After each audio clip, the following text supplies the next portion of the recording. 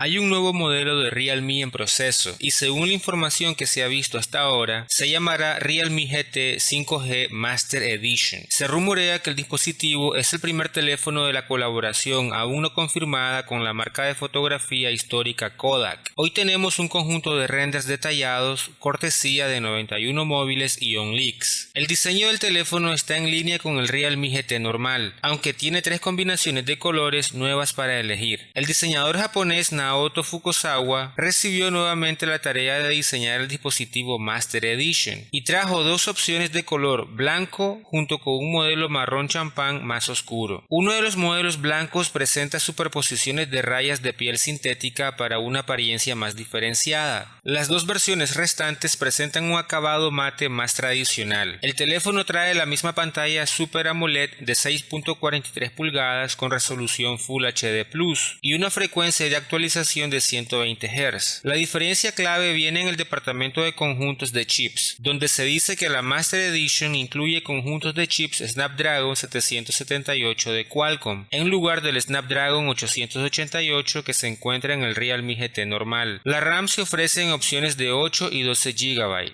mientras que el almacenamiento varía entre 128 y 256 GB. El departamento de cámaras contará con el mismo disparador principal de 64 megapíxeles junto con un módulo ultra wide de 8 megapíxeles y una cámara macro de 2 megapíxeles. Se espera que la batería del Master Edition GT llegue a 4300 mAh y tenga una carga por cable de 65 watts. Se dice que el precio comienza en 399 euros para la versión de 8 GB de RAM y 128 GB de almacenamiento, mientras que la versión de 12 GB de RAM y 256 GB de almacenamiento costará 449 euros.